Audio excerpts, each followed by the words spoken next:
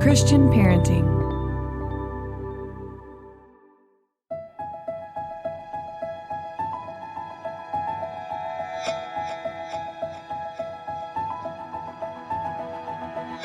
Welcome to the Living Wholehearted podcast. We are Jeff and Tara Mattson, a husband and wife team who is shrinking the integrity gap in our own lives and helping others do the same. I'm a leadership and organizational development coach, and Tara is a licensed marriage and family therapist. We believe that if you have a following, you are a leader, and how you lead matters. Whether you are leading in the home, work, or community, we are bringing you biblical, clinical, and relational wisdom to help you in every relationship that matters most to you. None of us do this perfectly, but we are leaning into the reality of our humanity and profound wisdom of grace.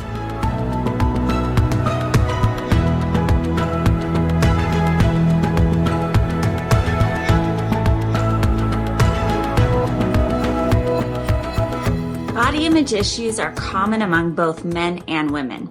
In our offices, it's common that we're seeing eating disorders at younger and younger ages. And as you may or may not know, I actually personally battled bulimia as a teenager, and I share more of my story in one of the later episodes coming and in my book, Courageous. This is a vital topic for anyone who's raising a child, battling their own story, or leading those who are vulnerable to this epidemic. We have a kindred heart with us today who has found the integration of biblical truth and clinical research to be profound for her clients as well. Dr. Rhona Epstein began her recovery journey at 17 years old after battling binge eating and bulimia from childhood. Affected so deeply by the recovery process, she determined to devote the rest of her life to helping others, not of the same insanity with food abuse and weight obsession. Her goal was simple: to learn from chemical dependency treatment practices and apply those ideas to treating addictive eating issues. She received her doctorate in clinical psychology, and her dissertation, Binge-Eating Disorder and the 12 Steps, focused on understanding the strategies most relied upon by successfully recovering individuals. And since 1994, Rona has provided individual, couples, family, and group psychotherapy at Life Counseling Services in Paoli, Pennsylvania. She is the author of 3 books. The first, Food Triggers, End Your Cravings, Eat Well, and Live Better. Second, Satisfied, a 90-day spiritual journey toward food freedom. And third, the Satisfied Workbook. Welcome, Dr. Rona. Well, hello. Thank you for having me. Thanks for being with us. It's quite an introduction. It took us a while to get there. And did we say everything correctly? Well, almost. I haven't worked at Life Counseling for a bunch of years now. I'm in private practice, but I did work there for 20 years, and I'm now only just across the street. So. Oh, okay. So you're kind of just in the area still. But the point is you have a lot of experience working with clients, and you're a licensed psychologist and addiction counselor who's been practicing for, it sounds like 3 decades. Yeah. But this is also personal to you. You know, you have vital credentials, but you've also personally struggled with food addiction. Will you share part of that story with us first? I sure will. So do you want the long version or the short version? You decide. We'll go with you wherever you go. All right. Well, yes. Okay. Well, I always tell people when I start my story, it's sort of like if you could come out of the womb having a problem with food, I probably was somebody like that. So when I was little, I used to be sort of preoccupied with candy and cookies in a weird sort of way, more than normal. You know, I was always looking for the candy and hiding and sneaking it and going extra. And it might be normal for kids to like sweets, but I definitely like them a little bit too much. And so I was like preoccupied. And so if in addictions, when we talk about drug addiction, people often say it's a progressive problem and it gets worse. So if you were to look at my life from my childhood till the time I started getting help, it just was like this relationship with food that grew from I love sweets, I like them too much, to a growing sort of disaster that just snowballed into a giant mess that ruined my life. So if you can imagine a little kid having a little fun to a teenager with a full-blown, out-of-control eating disorder. So, yeah, I went from, I as a kid, I would start having tantrums if my parents tried to make me eat anything healthy. All I wanted was candy, cookies, Pop-Tarts. I'll like Captain Crunch. I wouldn't eat anything else, just Oreos with double stuff, things that were really intensely sweet. Spaghetti. I would eat spaghetti, just white flour and sugar. I was just living on white flour and sugar. And then between ages 12 and 17, it was like this snowball into, like, you know how you are when you're a teenager. You start worrying about your weight, and I started worrying about my weight. I went on my first diet, and that was the beginning of a weight obsession that kind of, you know, got connected to the food obsession. So now I have two problems. Now I'm obsessed with sugar and sweets and candy, and I'm also obsessed with being thin, which doesn't really work well together. So I start dieting. So now I'm trying to reduce my weight while trying to eat large quantities of candy and junk. So that becomes a problem. It just snowballs. And so I'm hiding food. I'm hiding binges. I'm starving in front of everybody else on my stupid starvation diet. And then behind closed doors develops this insane relationship with food where I'm binging on half gallons of ice cream, boxes of Oreos, entire jars of peanut butter. I started taking amphetamines I was getting from my friend on the street. I lived in a nice, classy neighborhood. Don't ask how that happened, but yes, that's what I was doing. I was, purging. I tried every sort of diet, but of course I was lying because I wasn't really following the diets. I was just following the diets in pretense. Sorry, even to myself. I, wanted to be on a diet, but I was losing control. And the food was the power of the addictive process with wanting to eat that junk food was stronger than my ability to control it on my diet. And it just got worse and worse and worse. And by the end, by my senior year in high school, which was the beginning of me getting help, by the end, I was so depressed that I felt like dying all the time. At the time, I'm old now. So, it was back, this was a long time ago. It was before eating disorders were being treated. It was before anyone ever used the term bulimia or anorexia. Like, we didn't know those words back then, and no one went for counseling back then. And this was all going on sort of, I'm pretending in front of everyone else that I'm fine. And meanwhile, I had a full-blown eating disorder, but I didn't know that I had an eating disorder because I didn't know that was a thing. Okay. So I felt crazy and devastated, and my body was growing. I was getting bigger because as you know how alcoholics, it gets worse. So like my eating binges were getting bigger than my ability to control my weight. So even though I was still trying to do weight management by starving, my binges were getting worse and worse. So I did gain weight, and then I just wanted to die because that was horrible for me to face my growing body as a teenager and living in a world where everyone's beautiful, I think. And I think I'm the fattest, ugliest. I wasn't, but I thought I was, in my mind, I was getting chubby. I definitely was getting chubby, but in my mind, I was a moose. And I just couldn't tolerate the insanity, the obsession, and my weight. And I just felt like dying. So that's really the story. And then I somehow, was bottoming out and just starting to feel like every day I would make, how it is, you make these promises every day. Okay, today I'm not going to do it. I'm not going to do it. And then of course, every day I failed. And then you just start to feel hopeless. Like there was no hope. And then some miraculously, and I know I had no relationship with God. I grew up Jewish. And so Jesus wasn't for Jewish people. And so at least that's what I thought. I grew up without the Lord. And so I didn't have a faith of any sort.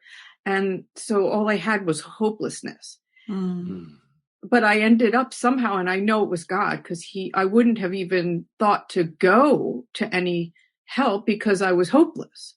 And at that point, I didn't even think it was worth trying a diet because I knew I would fail. But I ended up by seeing somebody who I had known who had really had this transformation, like they really changed. They had lost weight, but they were like sparkling, and there was something changed about them. And they told me about this recovery group, and I went, and the recovery group was not a diet club. It was like all about God and spirituality. But I knew it was like, it was something different because these people were telling the truth about their crazy relationships with food. And they weren't making you get on a scale and feel ashamed of yourself. It was just people just being real. Mm-hmm. And that was the beginning of my life turning around and eventually coming to a relationship with God, and then learning a whole new way of looking at my relationship with food, and then eventually being totally delivered and set free. And now spending the rest of my life bringing people out of those pits. Yes. So, yeah. Thank you. Thank you for being so real and honest about it, and really describing kind of the dark hole, a pit that it becomes, where the hopelessness. And so many people can relate, whatever the topic is, of being in places like that where it just snowballs. You use the word snowballs. Yeah, that's a great word. And Dr. Rona, I mean, today you've been a licensed psychologist and addiction counselor for some time here. For our listeners, you've given some of these cues that of what an eating disorder might be like. You've used some terms of binging and purging, and you've talked a little bit about from your own story what it was like for you. But can you give a quick synopsis of how to determine whether or not a person might be struggling with an eating disorder? Actually, I mean, it happened for you before it was something that people were talking about, bulimia and anorexia. Now, those terms have been around for quite some time here. But what are some of the common signs and symptoms to help our listeners that may be like, is that me? Do I have this? Am I struggling in that way?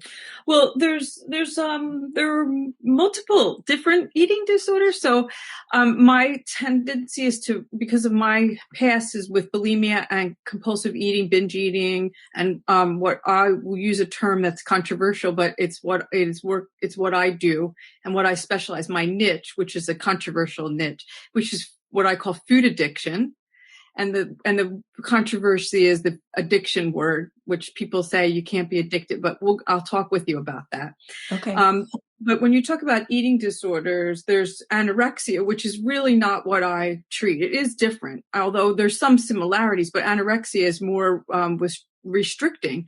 And there are similarities where a person has the same thing, like obsession with body image and obsession with food, but the fear of eating and the fear of being fat. And, there's some people who are anorexics may have had a history of overeating, and once they started dieting and restricting, they sort of realize that they can control their weight if they don't eat, and they're afraid to eat because also they're afraid of the loss of control. And some people have both. And so I have seen people who were anorexic, who were once severely obese, and if they just learn if they don't eat anything, they can control it. So it can be complicated, but that's not my area. And so bulimia is more where a person loses control of their eating. They're preoccupied with food. They obsess about food. They obsess about their weight. The constant loss of control. And regardless of negative consequences, like, they could start to see their life crumbling, but they still do it anyway. And, even though they're getting depressed, even though they're isolating, even though they're miserable, they're still doing it anyway, even though they keep promising they're going to stop. And that, there's something wrong when their life is becoming impaired. There may be hospital visits and family problems that start developing, and there's really impairment. And even for myself, like, I was in school and I couldn't even concentrate because my mind was full of worries about food and weight. And I couldn't even think straight. My brain wasn't even there. I was like in the room, but not in the room. And, and so if you think about symptoms, it could be concentration. It could be like not being able to relate normally because you're so worried that people are going to think you're fat, and then you can't relate normally to people. So you see, it becomes like, it's not just about weight. It's so much more. And the thing with bulimia is that you usually have this compensatory behavior like purging. Person might vomit or do some other sort of way, like maybe exercise bulimia or laxatives or something like that, that is sort of like another way of managing weight. And that creates a whole nother problem where a person could also have the binging, but not have that purging type. So you see how there's so many different ways this comes out. There's binge eating disorder, which is far more common, and that doesn't have the purging part. Or, you might have, so some of these sort of can be this very similar. Mm-hmm. And then food addiction can be seen in bulimia and binge eating, but it's not, what has to be sort of assessed for a person is it really like a chemical dependency, or is it like an emotionally based problem? And sometimes a person needs to try on different treatments to find out whether or not they have, like, I know I'm a sugar addict. So I don't eat sugar because if I eat one cookie, it's like one drink to an alcoholic. Okay. So I have to stay off sugar. And when I work with people who have tried emotionally based treatments and I've had people who've been in and out of eating disorder treatments and they keep going back to the food and they can't stop. And no one's ever suggested to them that sugar might be addictive to them. Mm-hmm. And that sometimes understanding your brain that you may be like an alcoholic. And if you can understand that, not restricting from a calorie standpoint, but stopping it because it's addictive. It's a different kind of thing. And that's why it's controversial, because the eating disorders people flip out because they think you should have no restricting if you should have all foods in moderation and whatever you eat, whatever you want. But, if a person is, needing to be abstinent because it's like cocaine, then a person should need to be abstinent. Do you understand what I'm saying? Yeah, I think It's a really important point. And I would say I'm probably guilty as a clinician thinking more about the emotional contextual piece. And that's probably a lot aligned on my story. It's less about the addiction and more about why I was using those coping strategies, which was to deal with my emotions. So as I dealt with my emotions, the coping strategies weren't needed anymore. And you're saying this is more about neural pathways, biology, and really helping to discern maybe which is your struggle, because it will inform the kind of treatment that you need to help you find freedom in either case. That's really what you're saying. And the bottom line is there's a real thing called sugar addiction or food addiction. And I can appreciate the contradiction out there, being in the field myself. Yes, it is. And I think if a person can get the help by learning coping strategies, then more power to them. I'd hate to take their sugar away if they can handle it. Yeah. And there's, just so that I understand too, I mean, and I'm not a clinician, so this isn't my world, but I have a lot of respect for the complexity of this journey. You're saying, if I'm hearing you right, that for some, there are people who are addicted to food. There's a food addiction and really they need to abstain. But that's not necessarily the answer for all eating disorder or challenges. Am I hearing that right? Yes, exactly. Okay. Yeah. So now, and here's the connection that I'm thinking our listeners are going, food addiction. Okay. So food addiction and sex addiction are very similar in some ways, because you can't, technically you can survive without sex. But if you're married and in the context, you're trying to have some sort of what is healthy. The same with food. You have to have food to survive. So talk about that a little bit, about if food in and of itself, is it usually a type of food? Is it ever all food? Speak to that a little bit and then we'll move forward. Yes. Well, it is. It's very complicated. And so, and the thing that's so challenging, and it is a lot like sex addiction. It's a great way that you connected that. And so yes, I make the analogy all the time. So people who have food addictions it's not black and white, and it makes it really difficult to figure out. But if a person's patient and they work with other people who are in food addiction recovery, they will figure out what they need to do with food.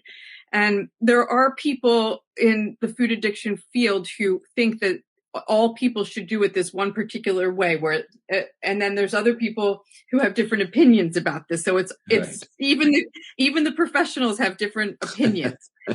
So you've got a group of people who think that all the people who are self-proclaimed food addicts should be on this very restrict, like a weighed and measured food plan that has no processed foods, no sugar, no refined carbohydrates, and a healthy, hearty, measured food plan, with the idea being that you don't eat sort of any old time. You only eat what you plan. You plan what you eat what you plan, and you eat only nourishing, healthy, whole foods, and there's no restricting involved. You make sure you get all that you need in your meals. And so, it's not a restrictive diet. You definitely are satisfied. No one gets hungry on these food plans. You definitely eat enough, but you definitely only eat what you plan, and you learn to eat real food, not junk food. And so that's one thing. But I think there are people, many, and including myself, I do eat I probably eat, like, I eat whole grain food, so like Ezekiel bread, for example, where, somebody on that food plan might say, well, no bread, but I can eat Ezekiel bread without binging on it. So I am a hardcore sugar addict. And if I eat, there's certain foods that I have no trouble with that other people do have trouble with. So I don't believe in one size fits all. So I think it's more helpful for people who, if a person, like, I have clients who can have a little bit more, it's learning then what does that person need in their food plan? How tight do their boundaries need to be? I think most people need a plan. That haphazard eating usually trips wires because they'll start using it emotionally, or they start drugging with food. So it's learning what's your drug foods, learning not to eat the drug foods. It's learning not to eat in a drug way. So not using food to drown your feelings. So you learn, it's like drug foods and drug behaviors with food. Mm-hmm. And so the abstinence is from the foods and food behaviors. You understand what I'm saying? Absolutely. Okay. Yeah. And so it's really trying to hone in on those trigger foods that are really, again, the maladaptive coping. And it's very specific to each person and each story. And so that's really the key. And I want to just kind of overarching say, I think it brings a lot of grace and a sense of like validation for people who feel like they've been trying all these other systems, mm-hmm. And are feeling like it's not helping them. And so I hope if there's those who are listening, either building compassion for those who struggle in this area, or if this is you, to kind of go, oh, okay, it's a reframe. It's not about dieting. It's about finding those drug foods, I think is an important analogy there. Talk about how the COVID pandemic has affected those who have already been struggling with food and eating issues. And what do you recommend for those whose food struggles have been amplified because of all the social distancing and quarantining and all the added trauma we've had this year? Yeah. Well, so, it's a mixed bag. I mean, I think for people who are in recovery, they're already, they kind of know what they need to do. And so there's actually extra for anybody who's looking for help. The 12-step community, the recovery community has become stronger online, on Zoom, on the phone. And so meetings are much more accessible. People are going to meetings all over the world now because you can just click and go anywhere. And right. There's recovery groups that are very, very accessible. So there's sort of like this new 24/7 support system out there. And I think people who would be afraid to go into meetings or recovery groups before now, they may feel like, well, I can go incognito and I can go across the world and no one will know I'm there. So some of the excuses might be taken away. And there is a lot available. So there is help. But I do think for people who don't have, have not been in recovery and don't know nothing, obviously being bored and lonely and isolated and financially stressed, and some people are very isolated. Food is definitely an easy go-to for comfort. I think it's also easy to have food delivery, DoorDash, people just getting their delivered to them and having anything that you want just coming to your door. And if you're having trouble, it's just so hard to break out of these addictive processes or these habits when, it's just so easy to fall, you're by yourself. And then I think too, this sense of like everybody else is sort of in trouble. Like, people are having food problems that don't normally have food problems. Mm-hmm. And I think everybody's sort of almost giving permission for it too. Like there's almost this like group thing, like we're all gaining weight, so what? Right. The COVID-15. Yeah, the group thing here. I think there is sort of a, relax, don't worry, it's COVID.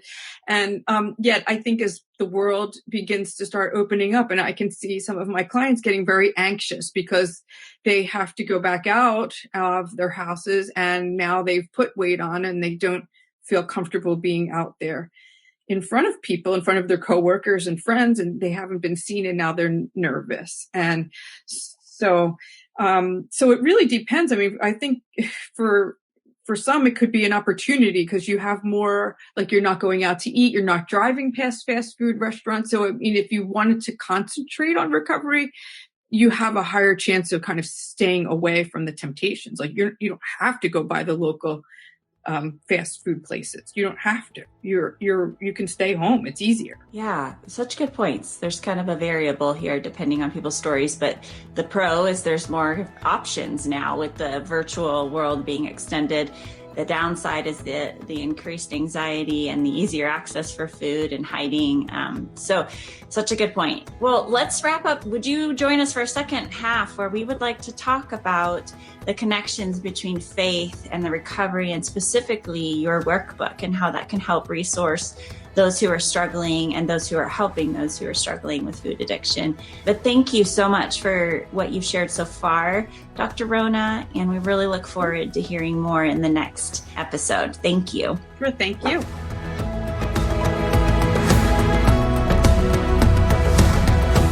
This podcast is powered by Living Wholehearted, Courageous Girls, and the Christian Parenting Podcast Network. Thank you for joining us in this critical movement of shrinking our integrity gaps between what we preach and live.